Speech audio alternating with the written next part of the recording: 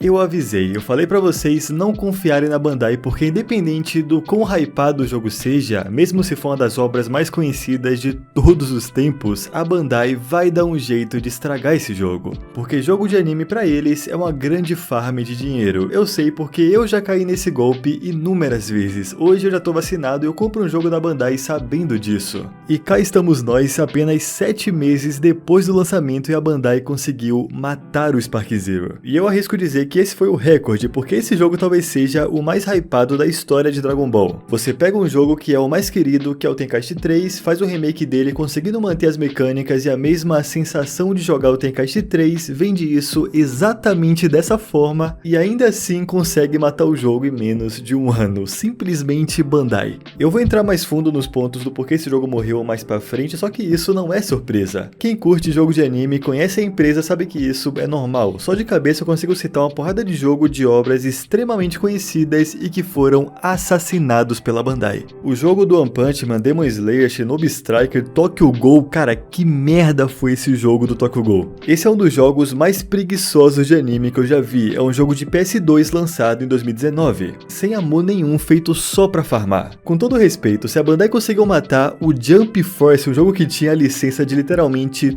todos os animes populares, qual jogo mais eles não conseguiriam? Se um game que juntou One Piece, Dragon Ball, Naruto, Yu-Gi-Oh! E Hunter x Hunter faliu, eu não espero mais nada. E daí chega o Spark Zero, e eu devo dizer que ele foi tudo o que prometeu. Principalmente a questão de jogabilidade. A história prometia também ser algo inovador e de certa forma até foi. Eu acho que poderia ser melhor? Sim, mas não dá pra dizer que é o mesmo modo história de sempre. O problema na real é que a Bandai pegou um dos jogos mais populares e com a maior capacidade de se tornar o jogo competitivo de Dragon Ball e usou apenas para espremer o máximo de dinheiro possível. Em um mês depois do lançamento, o Spark Zero foi de ter 120 mil pessoas jogando só no PC para ter 10 mil. E hoje, no momento que eu tô gravando esse vídeo, tem 600 pessoas jogando no mundo inteiro. Pra ser honesto, o pico das últimas 24 horas teve 1000 pessoas. A Bandai fez o que ela faz de melhor, pegou uma marca popular, sugou até a última gota de dinheiro e depois descartou como os outros 20 jogos de anime que ela faz. E daqui a uns 3, 4 anos tem outro jogo de Dragon Ball contando a mesma história pra ela fazer a mesma coisa. Honestamente, se ela fez isso com a franquia Tenkaichi, eu duvido que eles façam diferente com qualquer outro jogo de Dragon Ball. Se eles fizeram isso com o jogo mais vendido da história da franquia, eu tenho pena do que vai acontecer com os outros. Mas eu tô falando só do que de fato aconteceu, eu prometi explicar com mais detalhes o porquê esse jogo faliu.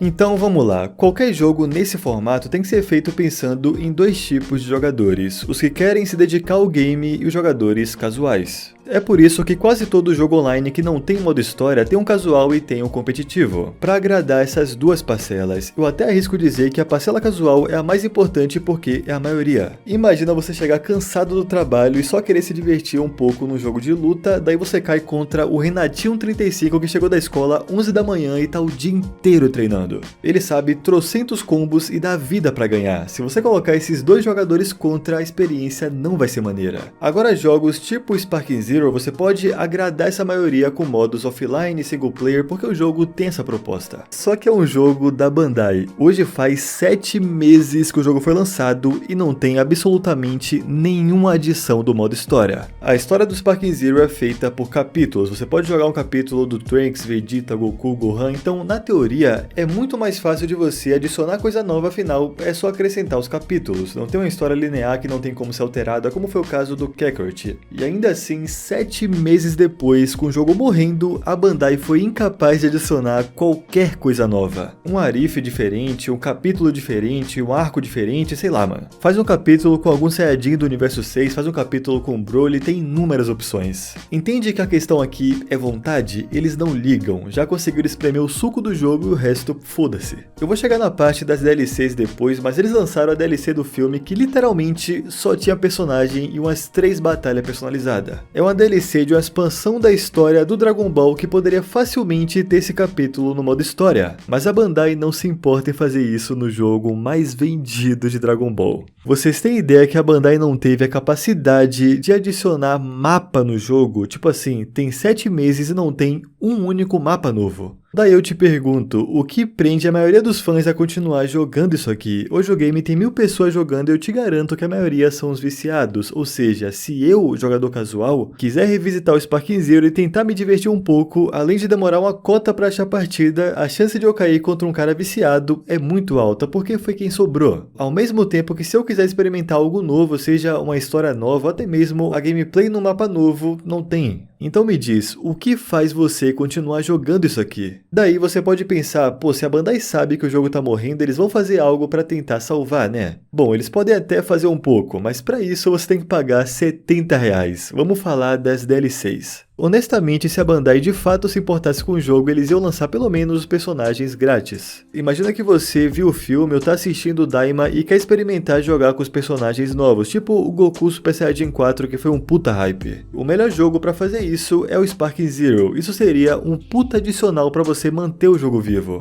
Pra ter algo que chame atenção e faça os jogadores revisitar o game, mas como o objetivo da Bandai é sugar o máximo de dinheiro possível do nome Dragon Ball, eles te dão essa opção, contanto que você pague R$70 para basicamente só ter personagem. Para você ter ideia, no Xenoverse 2 tem 2 packs do filme Super Hero, você pode comprar separado e você pode comprar os dois juntos. E somados, eles adicionam os personagens que são 6, 2 missões completamente novas na história, um cenário novo, 8 missões paralelas e uma porrada de coisa. Esses 2 packs juntos custam no total R$60. No Sparking Zero, a DLC do mesmo filme que só tem personagem e 3 batalhas personalizadas custa R$72. Faz sentido? Eu vou além, lançou um anime basicamente novo de Dragon Ball. É uma história nova, personagens novos, transformações novas. A Bandai obviamente cobrou pra você ter acesso a isso. E pensando que dessa vez não é um filme, mas sim um anime novo. Você imagina que eles vão colocar um esforço nessa DLC, né? Afinal, como eu disse, é um anime totalmente novo. Bom, então, a DLC do Daima é um bagulho